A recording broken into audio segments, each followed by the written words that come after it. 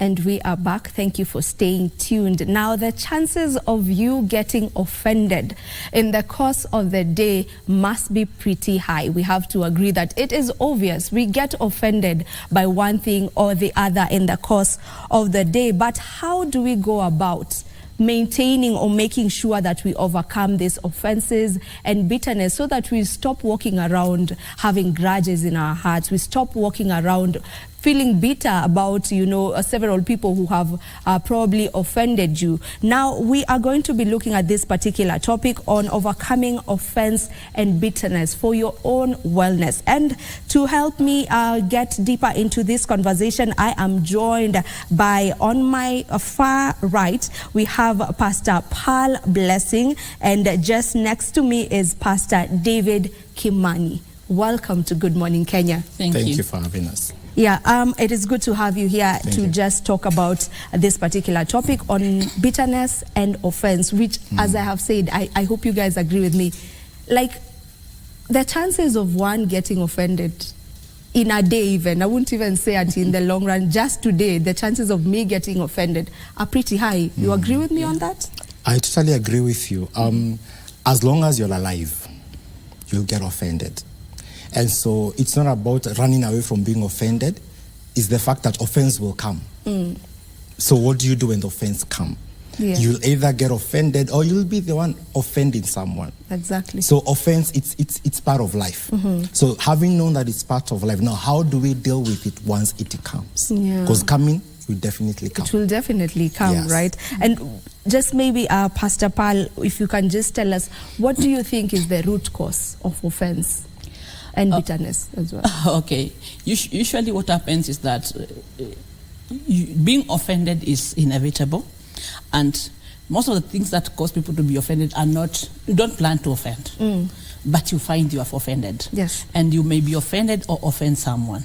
But usually what happens is that you need to be able to control and endure, because let's say when you are offended, you become hungry.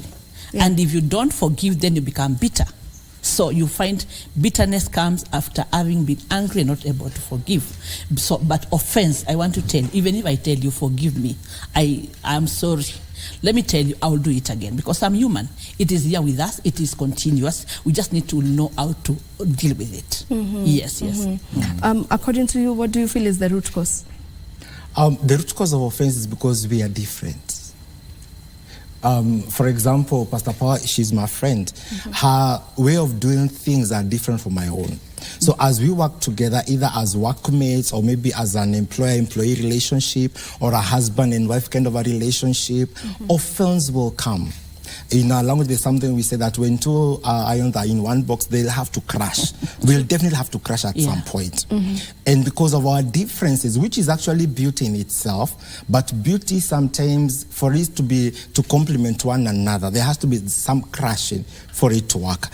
So we are talking about you being an employee. Your employer will offend you. You being a husband, your wife will offend you. Being a sibling, your siblings will also offend you. Being a father-son relationship, parents will offend you. So offense, it's something we can't run away from it. And the root cause of it is simply because we are different. And even as we keep on talking about, we'll even understand some people, when they offend us, they are actually not bad people. It's simply because they are different and we are different. We are coming from different places. And now for us to come to an agreement, there has to be that crashing. But it's not crashing to destroy, to put us asunder. It's crashing that we can actually work on it and just see whether it's going to bring the best out of every one of us. Yes. And how is one able to catch themselves, before they get that feeling of bitterness? Because when you offend me, of course, I can feel that you've offended me, but I need to work on myself in order for me not to get to a point where it turns into bitterness, that I get extremely bitter with you. So how am I able, as a person, to catch myself before I get to that point? Okay. So I love what Pastor Pearl talked about bitterness and anger. But the genesis of bitterness and anger is an offense. An offense is a seed. And once that seed finds a ground for it to mature, it becomes anger. Then it gravitates to bitterness. Yes. So once this offense comes, I personally believe as human beings we should walk with a bag full of forgiveness. Which is difficult sometimes. Which is very difficult. Yeah. Which is very Not difficult. as easy. Not easy. You go ahead with life with such a bag of forgiveness that anybody that comes your way, some things they'll say or something they'll do will agitate you. But the first thing you do is first forgive. But again now, in some sector, for example, in a marriage sector, when someone that offends you in any way, you have to sit down and have a conversation. Yeah. And I always say, be prepared to have even those hard conversations. But even as I'm coming to have that hard conversation with you, I'm coming from a place of, you've offended me, but I have forgiven you. But for the sake of us to continue together, let's deal with it. Yeah. That it does not repeat itself. Because I don't want this seed to grow in me that's going to bring anger. If I don't deal with it, then it's going to mature to bitterness. And bitter people never get better. And what we are seeing today, even in domestic violence, it's an offense that came that was not dealt with. It birthed anger. Then that anger grew to bitterness. And when someone is bitter, they can harm themselves, they can harm the next person. And so we need to learn when you get offended, the first thing is forgiveness. Forgive, then let's deal with it. When your employee offends you, forgive, but let's deal with it. So we are not dealing from a place of anger. First of all, I've let you go. And I've come to realize when you're working with people, please get to know their intentions are right. For example, if you're working in a company together and your fellow employee offends you, they mean well. Because our work here is to get the job done. But even as we're getting the work done, we will crash at some point. So please don't see like I'm trying to get you out of the job or anything. I'm only addressing an issue based on where I know how. And once you realize that person, they did that, but that's the best they knew they could do. Okay. Then again, you'll be able to forgive so it does not gravitate to anger and bitterness. But what of those who offend you intentionally? Because we're saying sometimes someone means good, but they may tend to offend you because maybe your ideologies are not the same. But what of that person who is just intentionally trying to, poke you? There are people who will do something because they are planning to do it, and maybe they just want to crush you, or it's about upbringing, where you have come from. There's a family setup that you find people are always angry, they are bitter, they don't know how to handle things, and they don't exactly plan to agitate you, but the way they handle things and they do it, they will automatically offend you. So such a person, what you do with them, because they will do it and do it again, you need to have tolerance with them. The other thing is that it's usually about emotions. When you look at issues of offense and anger and bitterness, you find that there's something about emotional intelligence of that person, how they're able to deal with the emotion that people around them, how they manage it. So if they're not able to control the emotional intelligence, of course, offense goes higher than the person who is able to control their emotions. You see, so it is not. It could be maybe you sat down and planned to come and hurt someone or agitate someone, or maybe it is within you, just the way you do things, you offend people. So such a person, if is in your environment, you need to have tolerance with them because you still need to help them. Maybe you are the one who to bring them back to track. Yes. They say that practice makes perfect. I don't know if it's the same when it comes to forgiveness. Is it possible for someone to just try and practice forgiveness? There are people who will tell you, this is how I am. They get angry quickly, and when you question them, they'll be like, but this is how I am. I mean, you should meet my mom, you should meet my sisters, my brothers. This is how our family is. This is how our community actually is. Because even here in Kenya, we say that there are certain communities ambao ni wanakasirika haraka. Usicheze na huyo ni wasijui wapi.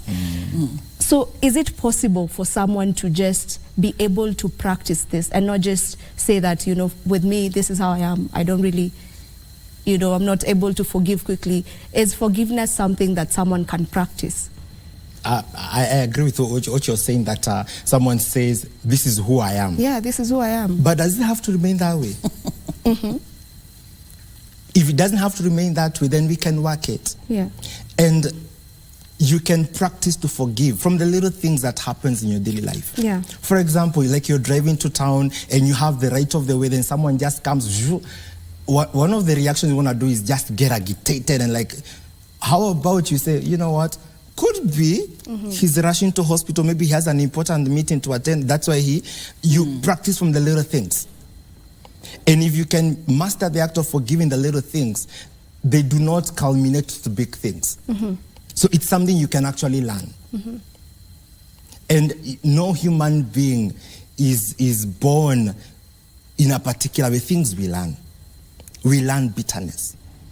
And when things happen to you, please don't react to them. Respond to them. And responding simply means when someone does something or says something, you step back a bit, reason, then you can respond to it. Those minutes, those seconds of, taking a backseat and just actually thinking, what has just happened? There'll be some wisdom born within you that will help you to respond the right way. But if you become a generation of reaction, that's why someone can just, drive the wrong way and you feel like you just want to respond, and so you accelerate your car and you want to hit them. That is reacting. Another accident. Then there's an accident. How about we learn how to respond? All right? When someone, maybe like in a marriage setup, your wife or your husband does something, how about you first reason and think, why did they do that? First of all, try to get yourself in their shoes.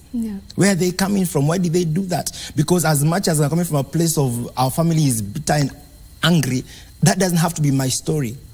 And if you don't make life better for yourself, this cycle will keep on repeating itself to the next generations to come. So the essence is this: how do we cut the flow? There's something that we call in communication response and stimulus and response. So usually what happens when you are getting angry, you are stimulated to get angry. So between the stimulus and response, there's a period. You can choose to relax and you can choose to act. So it is now the wisdom that you have and now you apply it, which will not make you look foolish. Because some of the things that people do, you may see a very big person, a great person, but when they are angry, the way the things they do, they shame themselves and lose value. You see, let me just give a reference of in the Bible. Please do. There was an advisor to King David. His name was Ahithophel. And the Bible says that he was like his counsel was like the counsel of God. Absolutely. And exactly in the chapter 16 of 2 Samuel on 23, he was like the counsel of God. But chapter 17, 23, he hanged himself. Why? His counsel was not taken, and another one took his place. And then he could have said, let me start a consultancy of being like the counsel of God. But he was so much crushed because he was not able to handle emotions. And he went and hanged himself. And that was the end of that man. Who was like, his counsel was like the counsel of God. So however great you are, if you are not able to handle your emotions, you may crush yourself and end your life. So you see the difference. I get that. Yes. And on that note, if you allow me, we'll just take a break and then we'll come back and continue with this conversation. It's okay.